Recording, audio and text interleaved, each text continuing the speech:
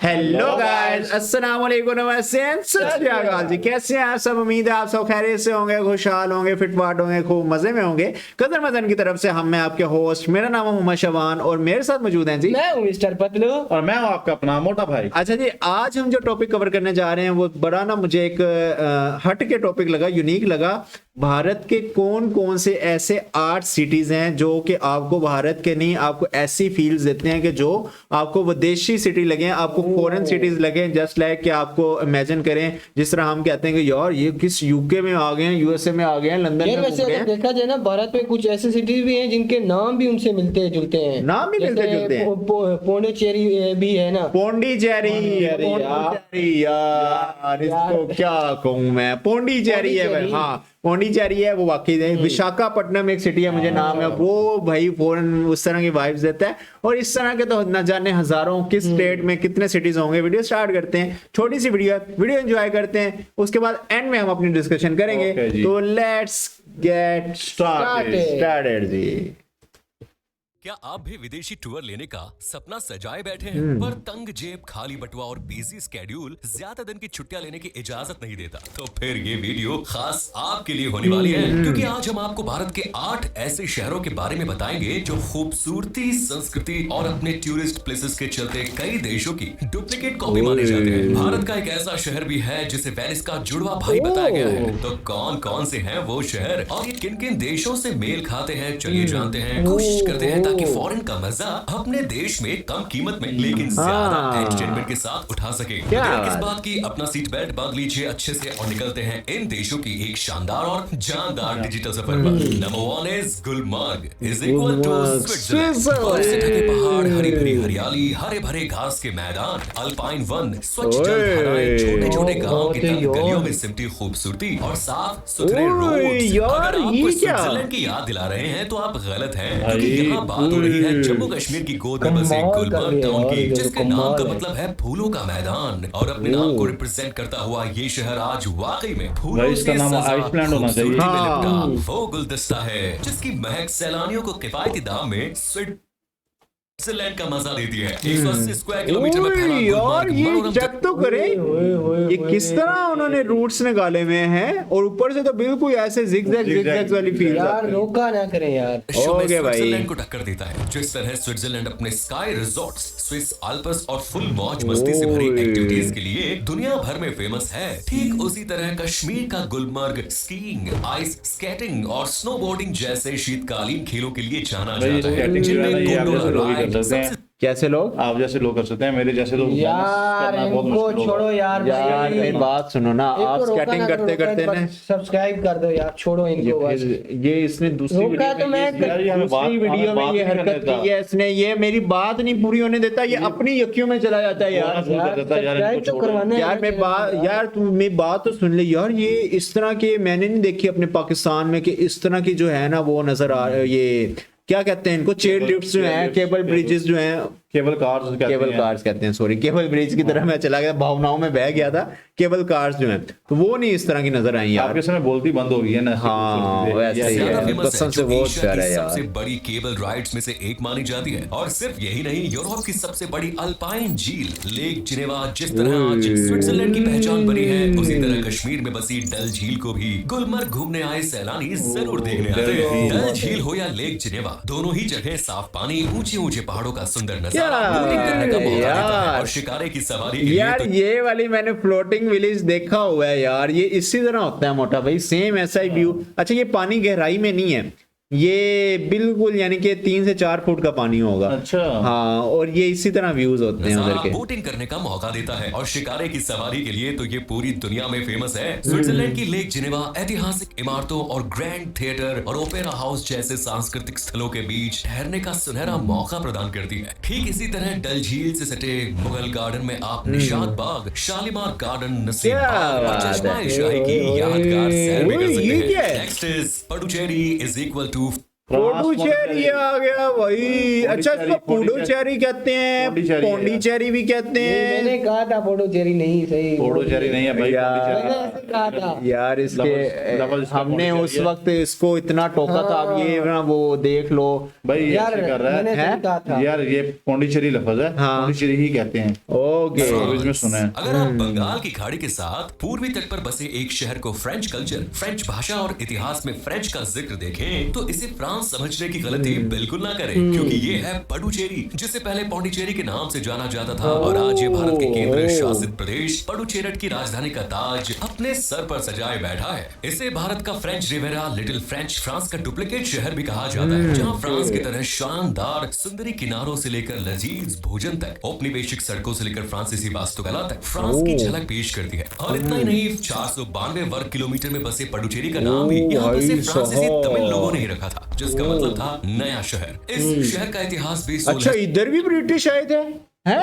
हाँ जी, ब्रिटिश पूरे बरसगीर में से लोगों भाई। के आने से ही शुरू हुआ था। इसीलिए यहाँ बसने वाले न सिर्फ फ्रांसीसी उस वक्त पुडुचेरी की पहचान थे, बल्कि आज भी फ्रांसीसी मूल के भारतीय नागरिक यहाँ हंसी खुशी बसे हुए हैं और भारत के शहर पुडुचेरी को मिनी फ्रांस होने का दर्जा दिलाते हैं। यहाँ की भाषा की लिस्ट में भी भारतीय फ्रेंच का नाम जरूर शामिल होता है, और जो कई लोगों की जुबान पर भी हुई है। फ्रेंच क्वार्टर, जिसे व्हाइट टाउन के नाम से जाना जाता है, वो भी फ्रांसीसी औपनिवेशिक वास्तुकला का अद्भुत नमूना है। फ्रांस की तरह यहाँ कई चर्च भी मौजूद है, जो आपको विदेशी धरती का एहसास दिलाने के लिए काफी है। Khajjiar is equal to Switzerland. तीसरे नंबर पर है स्विट्जरलैंड की झलक पेश करता खज्जियार शहर, जिसने खूबसूरती के मामले में स्विट्जरलैंड को कड़ी टक्कर दी है। और इस तरह यूरोप जहां एक स्विट्जरलैंड का मालिक है, वहीं हमारे भारत को कुदरत ने दो स्विट्जरलैंड जैसी जगहों से नवाजा है। पहला है गुलमर्ग और दूसरा है खज्जियार, जो हिमाचल प्रदेश के चंबा जिले में मौजूद है। ये एक छोटा सा हिल स्टेशन है, जहाँ तशरीनुमा पठार से घिरे घने चीड़ और देवदार के जंगल हूबहू स्विट्जरलैंड के आल्प्स क्षेत्र को रिफ्लेक्ट करते हैं। हरे भरे घास के मैदान खज्जियार की खूबसूरती में न सिर्फ चार चांद लगाते हैं, बल्कि पर्यटकों को एक मुलायम कालीन जैसा एक्सपीरियंस भी देते हैं। जहाँ तक नजर जाती है, दूर दूर तक सिर्फ हरियाली और पहाड़ ही नजर आते हैं, ठीक स्विट्जरलैंड के हरे भरे पहाड़ी इलाकों की तरह। खज्जियार ग्राउंड तो खज्जियार की एक ऐसी जगह है जो आपके दिमाग को कंफ्यूज कर दे कि क्या सच में हम स्विट्जरलैंड में हैं, क्योंकि ये ग्राउंड हरी घास से ढका और चारों तरफ से देवदार के पेड़ों से घिरा है, जहाँ आप घोड़े की सवारी और पैराग्लाइडिंग जैसी एक्टिविटीज का आनंद उठा सकते हैं। सर्दियों में पूरा शहर बर्फ की चादर ओढ़कर स्विट्जरलैंड की याद दिलाता है।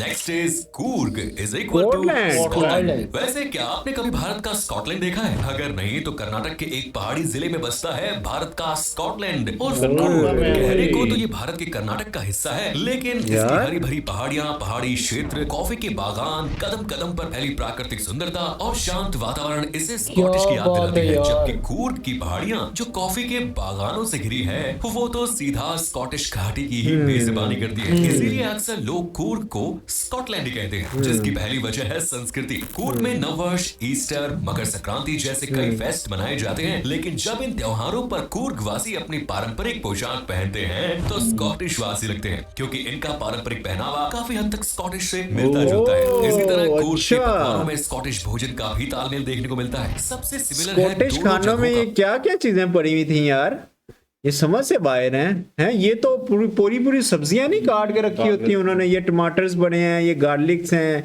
ये आलू वगैरह कोई चीज है, भुजिया टाइप कोई इस तरह की चीज है ना। तालमेल देखने को मिलता है। सबसे सिमिलर है दोनों जगहों का मौसम। जिस तरह स्कॉटलैंड अपने सर्द, खुले और ठंडी जलवायु के लिए सैलानियों की पहली पसंद बन बैठा है, ठीक उसी तरह कूर्ग का मौसम भी बड़ा मदमस्त, चंचल और सर्द किस्म का है, जहाँ खिली खिली धूप से लेकर रिमझिम बरसात तक का अपना अलग ही मजा है। इधर बैठे बैठे ठंड लग रही है, फीलिंग आ रही है। रिमझिम बारिश में अगर धुंध से ढकी पहाड़ियों और मीलों लंबे पैदल सफर का मजा उठा लिया तो ये ट्रिप आपको इसके साथ मीलों लंबा सफर इसके साथ है भाई, जोड़ नहीं बनता मेरा। मैं अपनी बात कर रहा था, बस आप सीधे कवारे हो, अपने साथ ही अपने पे आ जाया करें हैं। जिनमें शामिल है Raja seat garden, Mallalli waterfall, Omkareshwar temple road आदि। Next is Alleppey is equal to Venice. दुनिया का तैरता शहर वेनिस, जहाँ सड़कें नहीं बल्कि नहरें बहती हैं, और यहाँ लोग एक जगह से दूसरी जगह जाने के लिए कार या मोटर बाइक करें बल्कि नाव का सहारा लेते हैं। इसीलिए लोग वेनिस का टूर करने का सपना यार इसका तो टूर बनता है। इसका मतलब भाई, ये इंडिया में जो है लेपी भाई किस साइड पे जा रहे हो आप? मैं आप जिस साइड में जा रहे हैं मैं उस साइड पे नहीं जा रहा अभी बजट के फिलहाल। चलते रिजर्व वेनिस बैंक नहीं ऑफ जा पा इंडिया। रहे हैं तो जाहिर है अलेपी, जिसे पूर्व का वेनिस, भारत का वेनिस जैसे कई नामों से जाना जाता है। केरल का ये शहर कहने को तो क्या भारत का हिस्सा बात है, है। लेकिन इसकी झलक वेनिस से मेल खाती है, जहाँ कैनाल, बैकवाटर के साथ साथ हाउस बोट भी देखने को मिलती है। वेनिस की नहरें और अलेपी के बैकवाटर्स दोनों ही पानी के और यार रास्ते मुझे हैं, लगता और है कि यहाँ की शायद वो जो खूबसूरती का रेसिंग main होती है, point- बोटिंग रेसिंग, वो भी शायद इधर ही होती हैं। केरला में होती है, केरला में ही होती है, लेकिन वो पता नहीं इस जगह पे होती है किसी और जगह पे होती है, होती बादल केरला में ही है। वेनिस की गोंडोला और अलेप्पी की हाउस बोट्स भी ऑलमोस्ट सेम है, जो सैलानियों से लेकर लोकल्स तक को पानी पर सैर करने का मौका देती है। और हलचल भरे पानी पर चलती बोट्स से शहर को देखना वाकई दिलचस्प होता है। इसी तरह वेनिस की खूबसूरत प्रकृति में बसे जगह जिस तरह सैलानियों को अपने पास बुलाती है, ठीक उसी तरह अलेप्पी भी कई शानदार जगहों क्या का मालिक बात है, है। जैसे कुटनाड बैकवाटर। इस जगह को चावल का भाई ये इंडिया है यार, कितना प्यारा है यार, यार, कितना जगह प्यारा यार। है यार। कटोरा भी कहा जाता है, और ये एक ऐसी जगह है जहां समंदर तल से महज 2 मीटर की गहराई पर खेती होती है। Next is Shillong is equal to Scotland. 6वें नंबर पर विराजमान है शिलोंग, जो भारत के पूर्वोत्तर भाग में स्थित एक खूबसूरत हिल स्टेशन है और साथ ही मेघालय की राजधानी की भी जिम्मेदारी संभाले हुए हैं, जिसे प्यार से लोग पूर्व का स्कॉटलैंड भी कहते हैं, क्योंकि ये शहर चारों ओर से पहाड़ियों से घिरा है, जिन पर साल भर बादल पानी की बौछार करते रहते हैं और शहर की खूबसूरती में 4 चांद लगाते हैं। शिलोंग लुढ़कती पहाड़ियों से घिरा एक शानदार जगह है और स्कॉटलैंड की अद्भुत पहाड़ी इलाकों की झलक पेश करता है। धुंध से भरे दिनों में बादल धीरे धीरे जब पहाड़ियों पर छाते हैं तो स्कॉटलैंड से इसकी समानता और भी गहरी हो जाए। सिर्फ पहाड़ियां ही नहीं बल्कि शिलोंग का कल्चर भी इसे बेहद खास बनाता है। स्कॉटिश लोगों की तरह ही शिलोंग की मूल जनजाति भी अपनी विरासत पर गर्व करती है और अक्सर अपने पारंपरिक लोक प्रदर्शनों का प्रदर्शन करती है। संगीत, नृत्य और कला यहाँ मेहमानों को सबसे ज्यादा पसंद आते हैं। आदिवासी त्योहार, पारंपरिक हस्तशिल्प शिलोंग को एक ऐसी पहचान देते हैं जो स्कॉटलैंड की रंगीन और गौरवशाली सांस्कृतिक परंपराओं से मेल खाती है। स्कॉटलैंड हो या शिलोंग, दोनों ही जगह अपने झमाझम गिरते झरनों के लिए कितनी जानी प्यारी जाती हैं यार। झीलों और झरनों का घर शिलोंग भी स्कॉटलैंड जैसी ही पहाड़ियों से घिरा हुआ है। शिलोंग की झीलें और झरने स्कॉटलैंड की याद दिलाने में कोई कसर नहीं छोड़ते। नेक्स्ट इज कच्छ का रण is equal to Rann of Utah. Kutch. अब बात करते हैं दूर दूर तक फैले सफेद नमक में लिपटे कच्छ के रण की, जो गुजरात के कच्छ शहर का मेन अट्रैक्शन पॉइंट है, जिसके बारे में बॉलीवुड के बिग बी और अमिताभ बच्चन ने कहा था, कच्छ नहीं देखा तो कुछ नहीं देखा। इसकी खूबसूरती का यार ये वैसे हमने भी नहीं देखा हुआ, हाँ यार, कच्छ कच्छ तो का- हमने भी नहीं देखा। करती है यहाँ कई मील यार कच्छ पे दूर वीडियो फैली करनी चाहिए वैसे। करनी चाहिए वैसे। प्रकृति की मोटी चादर जो इसे बर्फीली जमीन की तरह पेश करती है और अमेरिका का यूटा के डुप्लीकेट वर्जन की तरह दिखती है। कच्छ का रण और यूटा के मैदान एक समान नजर आते हैं, इसलिए रण ऑफ कच्छ को उटाह का जुड़वा भाई भी कहते हैं। दोनों ही क्षेत्रों में नमक की मोटी परत बिछी हुई है जो उन्हें सफेद मैदान बनाती है। इसके अलावा दोनों का लार्ज एरिया एक दूसरे की तरह सिमिलर लगता है। दोनों ही जगह काफी खुली खुली आसमान की छत से ढकी नजर आती है और ये विशाल एरिया बेहद शांत और सुकून भरा भी है। सबसे सिमिलर बात है, दोनों ही जगह सैलानियों के आकर्षण का केंद्र हैं, जिन्हें देखने के लिए लोग दूर दूर इनकी तरफ खींचे चले जाते हैं। ऑली इज इक्वल टू ऑस्ट्रिया। अब बात करते हैं अपनी लिस्ट के आखिरी जुड़वा भाइयों की गवाही देते हुए ऑली और ऑस्ट्रिया के बारे में। कहने को तो ऑली उत्तराखंड के चमोली डिस्ट्रिक्ट का एक छोटा सा हिल स्टेशन है, लेकिन आज अपनी खूबसूरती के लिए इसकी चर्चा